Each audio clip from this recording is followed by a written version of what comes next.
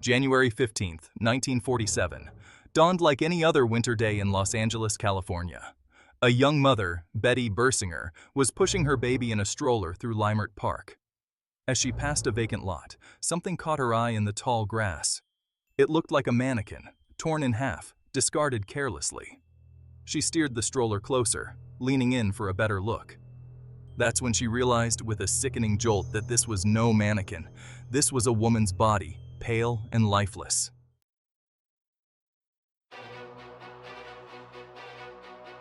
The victim was soon identified as Elizabeth Short, a 22-year-old aspiring actress who had come to Hollywood chasing a dream. Nicknamed the Black Dahlia by the press, Elizabeth's striking looks made her a captivating figure. But beneath the glamorous facade, Elizabeth's life was a tangle of broken dreams and failed aspirations. The media latched onto Elizabeth's story with a vengeance, painting her as a femme fatale. Headlines screamed about her beauty, her lifestyle, and the mystery surrounding her final days. The case quickly became a media sensation, dominating headlines and capturing the public's imagination.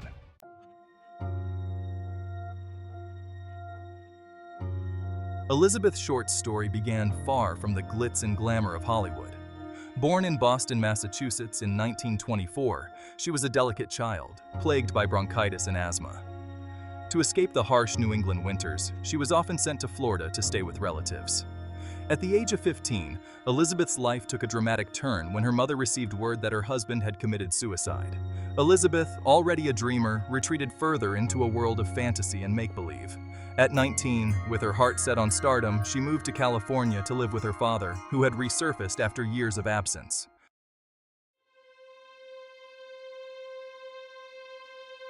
Life in Los Angeles was a far cry from the glamorous world Elizabeth had envisioned. She found herself caught in a cycle of dead-end jobs and fleeting romances, her dreams of stardom fading with each passing day. Despite the setbacks, Elizabeth clung to the hope of a brighter future, her beauty and charm attracting a string of admirers. During her time in Los Angeles, Elizabeth had several brushes with the law. She moved in circles where dreams were often fueled by desperation and where darkness lurked just beneath the surface of the city's glittering facade. Elizabeth's romantic relationships were equally tumultuous, each encounter leaving her feeling emptier than before.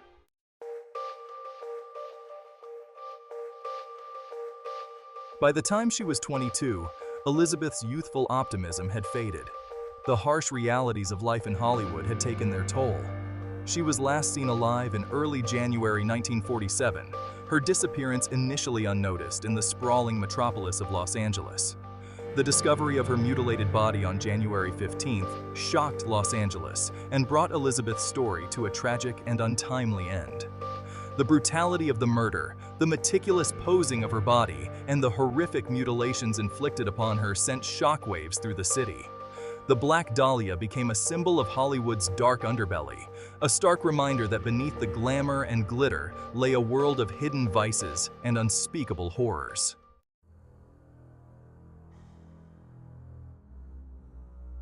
The vacant lot on South Norton Avenue became a grim stage for a tragedy that would captivate and horrify the nation.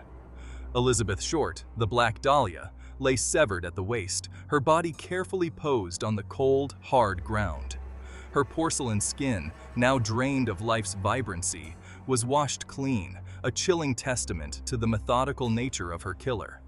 Her killer had taken meticulous care in arranging her body. Arms posed above her head, her jet black hair fanned out around her like a morbid halo.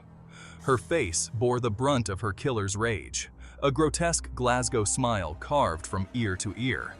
The precision of the cuts, the deliberate posing, it all pointed to a level of depravity that defied comprehension.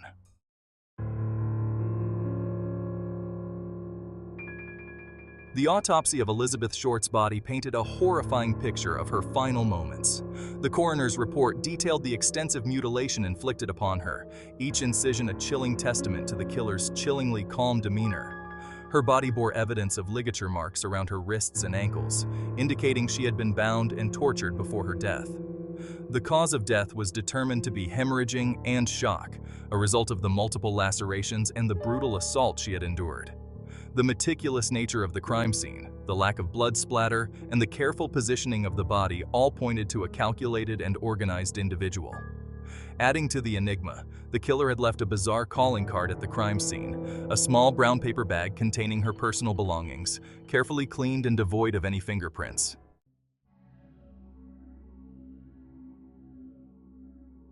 News of the Black Dahlia's murder spread like wildfire through Los Angeles, igniting a firestorm of speculation and fear. The city, accustomed to the glamorous scandals of Hollywood, found itself grappling with a darkness that struck at the very heart of its identity. The audacity of the crime, the brazen display of the victim's body in a public space, sent shockwaves through every strata of society. The newspapers, hungry for every gruesome detail, fueled the flames of fear, their headlines screaming about the werewolf and the torso killer on the loose. Theories ran rampant, each more outlandish than the last. The police, inundated with tips and leads, found themselves chasing shadows, each dead end deepening the mystery surrounding Elizabeth Short's demise.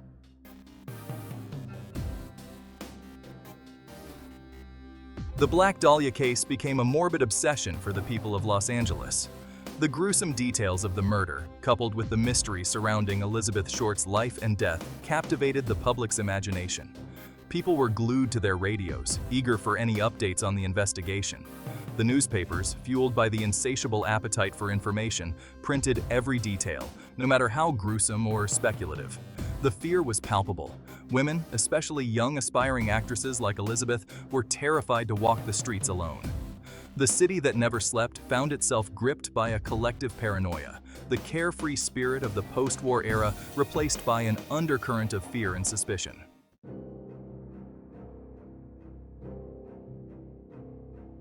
The Black Dahlia case gripped Los Angeles in a suffocating embrace. The city, known for its sunshine and silver screen dreams, was now shrouded in the darkness of Elizabeth Short's unsolved murder. The police, feeling the immense pressure of a city on edge, launched a massive investigation, the likes of which Los Angeles had never seen. Hundreds of officers worked tirelessly, following every lead, chasing every whisper, determined to bring the perpetrator to justice. Door-to-door inquiries became commonplace, with officers questioning residents, shopkeepers, and anyone who might have crossed paths with Elizabeth in her final days. The investigation delved into the darkest corners of Los Angeles, exposing the underbelly of Hollywood's glamorous facade.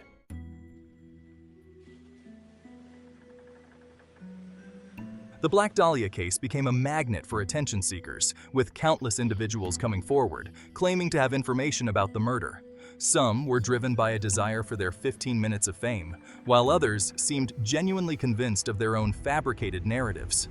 The police, obligated to investigate each tip, found themselves sifting through a mountain of false leads and dead ends, their frustration mounting with each passing day.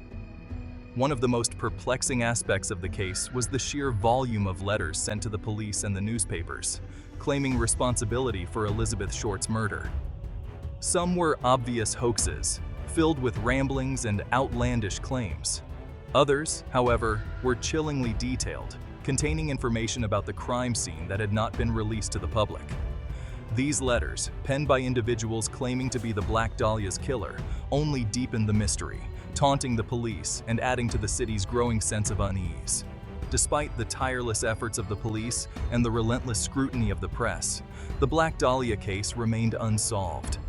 Weeks turned into months, and still, the killer remained at large. The lack of progress fueled public frustration and criticism, with some questioning the competence of the police and their ability to solve such a high-profile case. The Black Dahlia's murder had become a symbol of justice denied, a stark reminder that even in the City of Angels, some crimes remained beyond the reach of the law.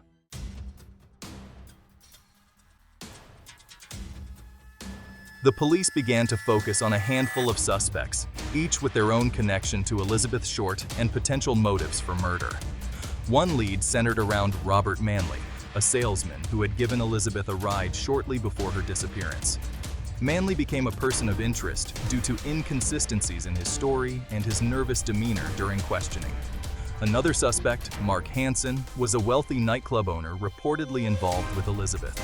Hansen, known for his volatile temper and crime connections, became a focal point after witnesses saw Elizabeth at his club. Despite their efforts, the police couldn't gather enough evidence to charge either suspect, deepening the mystery of the Black Dahlia case. The Black Dahlia case, with its gruesome details and lack of a clear suspect, became fertile ground for speculation and conspiracy theories. Among the most intriguing theories was the possible involvement of Dr. George Hodel, a prominent Los Angeles physician. Hodel's name surfaced during the initial investigation, but was dismissed due to his social standing and lack of concrete evidence. Years later, Hodel's son, Steve Hodel, a former LAPD detective, claimed his father was the Black Dahlia's killer. Steve's suspicions were based on his father's medical training and disturbing journal entries. One entry read, "Supposin' I did kill the Black Dahlia, they couldn't prove it now." This chilling entry sent shivers down Steve's spine. Dr. Hodel was also connected to another suspect, Walter Bailey, a former mortician. Bailey had been romantically involved with Elizabeth Short's mother, Phoebe. Some theories suggest Bailey may have helped Hodel dispose of Elizabeth's body. Another theory focused on a possible serial killer operating in Los Angeles at the time. The brutality and surgical precision led some to link the Black Dahlia case to other unsolved murders. One such case was the murder of Jean French, found mutilated and posed similarly to Elizabeth Short.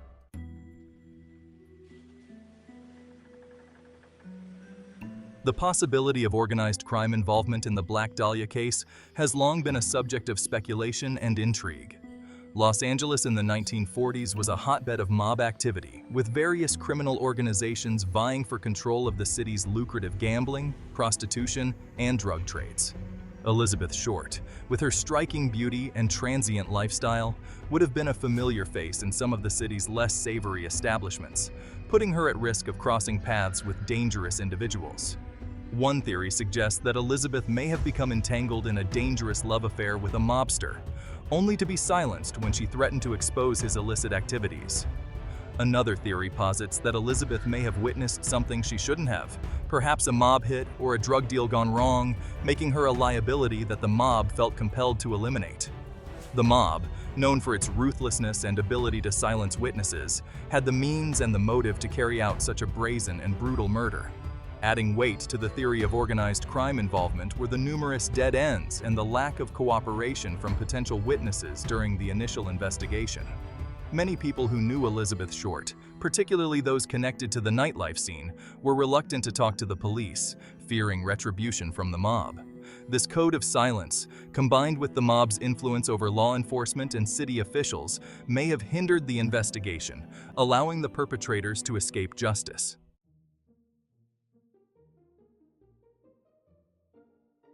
Despite decades of investigation, countless theories, and the tireless efforts of both amateur sleuths and professional investigators, the Black Dahlia case remains one of the most baffling unsolved mysteries in American history.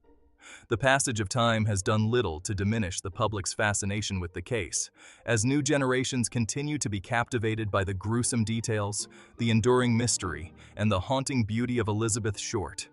The Black Dahlia case stands as a chilling reminder of the darkness that can lurk beneath the surface of even the most glamorous cities. It is a story of shattered dreams, lost innocence, and the enduring power of mystery. The lack of a definitive answer only adds to the case's mystique, ensuring that the legend of the Black Dahlia will continue to fascinate and haunt us for generations to come. The case serves as a reminder of the fragility of life, the fleeting nature of fame, and the enduring pursuit of justice for those whose lives have been tragically cut short. Elizabeth Short, the aspiring actress who dreamed of gracing the silver screen, instead became forever etched in the annals of crime, her life and death a haunting reminder of the dark side of Hollywood and the enduring power of an unsolved mystery. Though her killer may never be brought to justice, her story continues to captivate, inspire, and remind us that even in the face of unimaginable darkness, the human spirit seeks answers, closure, and a glimmer of hope that justice, however delayed, will ultimately prevail.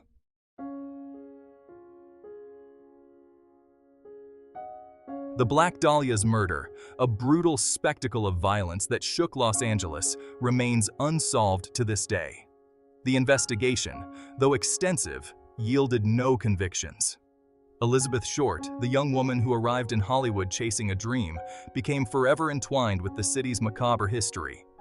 The Black Dahlia case continues to fascinate and haunt, its unresolved nature a constant reminder of the limitations of justice. The case continues to inspire books, films, and television shows, each offering its interpretation of events, but none providing a definitive answer. The Black Dahlia case serves as a stark reminder that some mysteries may never be solved, leaving behind a legacy of unanswered questions.